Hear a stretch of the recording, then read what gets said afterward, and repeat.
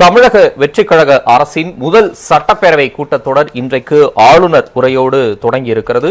ராஜாவாதி ராஜ ராஜ மார்த்தாண்ட ராஜ கம்பீர ராஜகுல திரக ராஜ பராக்கிரம ராஜ வைராக்கிய மாமன்னர் 23ஆம் புலிகேசி பராக் பராக் பராக். CM Vijay sir வச்சு புகழறாரு, அப்படி புகழ்ந்து.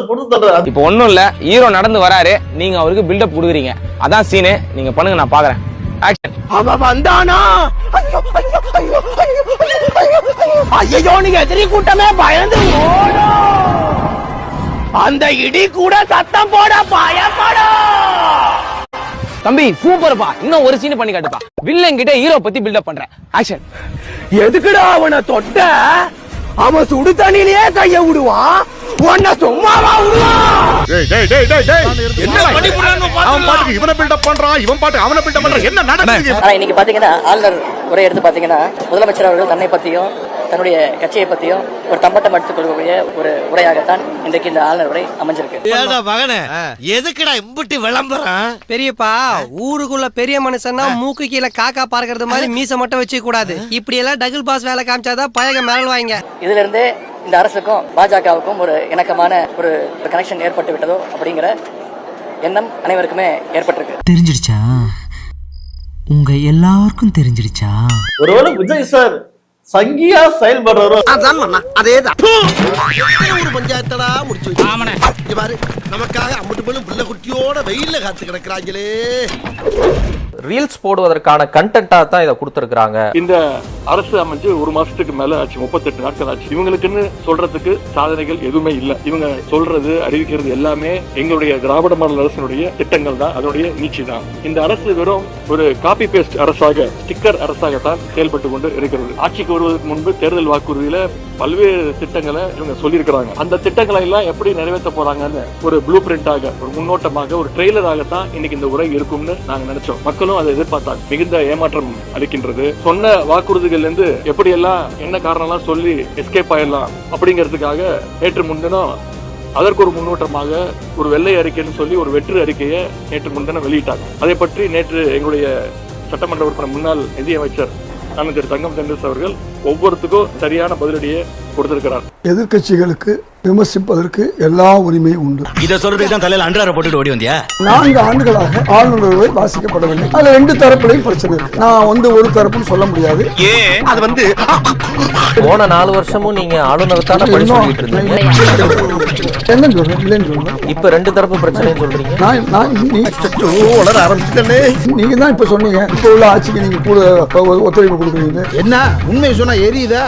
அப்புறம் எப்படி பழைய ஆட்சி பத்தி பேசுறீங்க? அதனால மாறிவீங்க. அப்படி பச்சையா சொல்ல முடியாது, ஒரு யூகமா சொல்லலாம். இல்லங்க, தேசிய கீதம் பாட வச்சு விட்டு கொடுத்துட்டீங்கன்னு சொல்றாங்க. அதாவது பொதுவா பார்த்தனா தமிழ்நாட்டில் நடக்கிற ஈவெண்ட்ஸ் பார்த்தனா முதல்ல தமிழ்த்தாய் வாழ்த்து தான் முதல்ல பாடுவாங்க. அதை பாடிட்டு அப்படியே நிகழ்ச்சிகள் ஆரம்பமாகும்.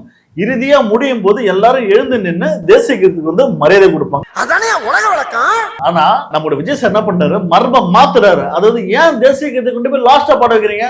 முதல்ல பாடுங்க, தமிழ்த்தாய் வாழ்த்து பாடின உடனே செகண்டா தேசிய கீதம் பாடுங்க அப்படின்னு நம்ம விஜய் சார் வந்து மரபை மாத்துறாரு. இந்த பிண்ட குசுமி எல்லாம் வச்சீங்கன்னா பெரிய மனுஷன் பார்க்க மாட்டா, அப்பிடுவேன். தேசிய நம்ம இந்தியாவில தான் இருக்கும். இந்த மாதிரி கேரப்பைய கேள்வி எல்லாம் கேட்டா உன்னை அடிச்ச கொண்டு விடுவேன்.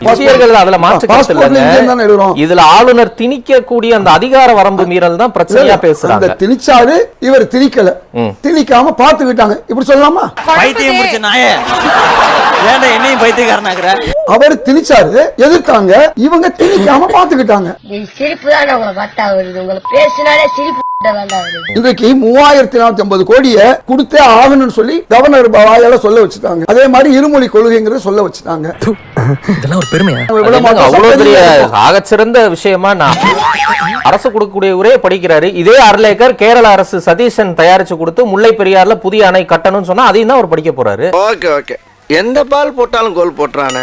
அதான் இப்ப நான் கேக்குறேன். அப்புறம் இது வந்து ஒரு மிகச்சிறந்த ஒரு முன்னெடுப்பு. இது நான் யாருனாலும் செய்ய முடியாத ஒரு விஷயங்கிற மாதிரி. இதெல்லாம் இப்ப மட்டும் இல்ல, ஜென்ம அப்ப இருந்தே இப்படிதான். முதல்ல வந்து ஐயா ஆர்வி அர்லேக்கரை நான் மனசார பாராட்டுறேன்.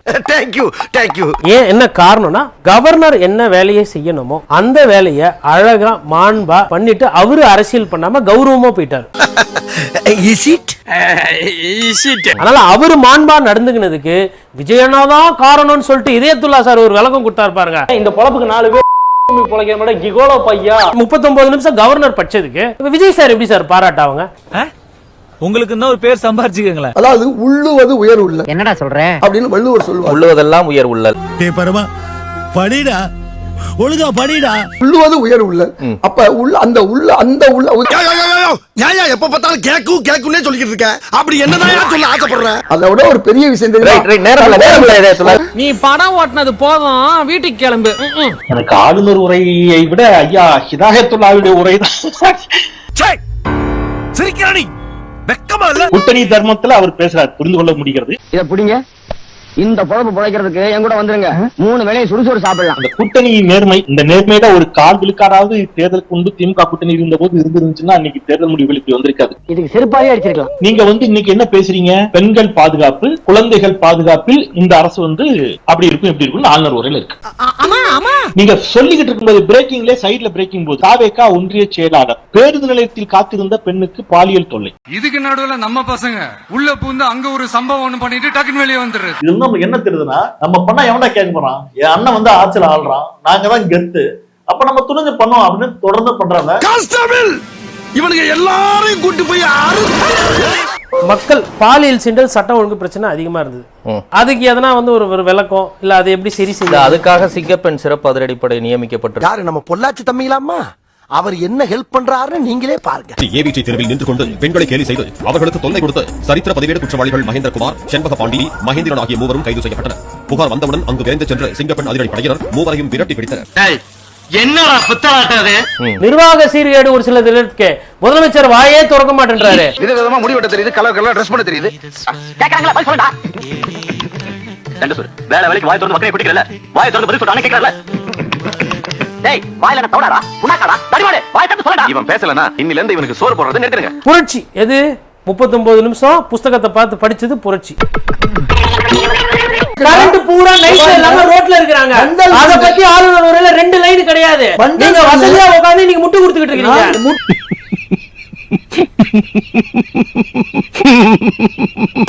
நான் எங்க எப்படி இருக்க வேண்டியவன்? இந்த ஏரியா, அந்த ஏரியா, அந்த இடம், இந்த இடம் எங்கேயுமே எனக்கு பயம் கிடையாதுடா. எப்ப நீ ஃப்ராட் பண்ணி ஜெயிச்சிடலாம் நினைச்சியோ அப்பவே நீ தோத்துட்டடா. உயிருக்கு வந்து பாதியில விட்டுட்டு போற பழக்கம் எனக்கு கிடையாது. எங்கேயும் எப்பவும் எதுனாலும் கண்ணுல நெருப்போட, கையில முறுக்கோட, நெஞ்சில தில்லோட ஒத்தையாடுன்னு சமாளிக்கிறான் பாரு. கையால் அணைகட்டி தடுக்கிறதுக்கு நான் ஒன்னும் கால்வா இல்லடா. நீ என் நகத்தை வெட்டினா நான் விரல வெட்டிருக்கேன். நீ என் விரல வெட்ட நினைச்சாலே நான் கையை வெட்டிருக்கேன். நான் வெறும் கையோட அலைஞ்சதை விட அருவாளும் கையுமா அலைஞ்ச தாண்ட அதிகம். மானத்துக்கு தாண்டா பயப்படுவான் இந்த ஆதி, மரணத்துக்கெல்லாம். எப்ப காப்பாத்த போறீங்கன்னு கேட்டா என்னென்னமோ சொல்றீங்க. யோ, நான் என்ன பண்ணணும்? என்ன சார் பொறுப்பு எல்லாம் பேசுறீங்க? உங்களை நம்பி தானே சார் நாங்களா இருக்கோம். வெறும் 5 பேர் உங்களால அடிக்க முடியாதா? யோ, அதெல்லாம் சினிமா. பைத்தியக்காரத்தனமா உளறாத. நான் உளறேனா?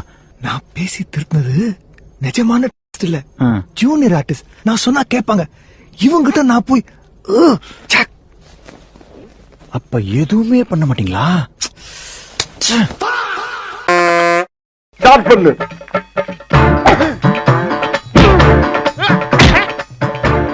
இங்கிட்டு வா. அப்படியா? படைக்கலடி. மண்டையில மட்டும் அடிச்சிடாத, குலக்கேசல் உள்ள போயிருவேன். சரியா? உங்க வீட்டு பிள்ளையா நினைச்சு எல்லாரும் என்னை மன்னிச்சிருக்க.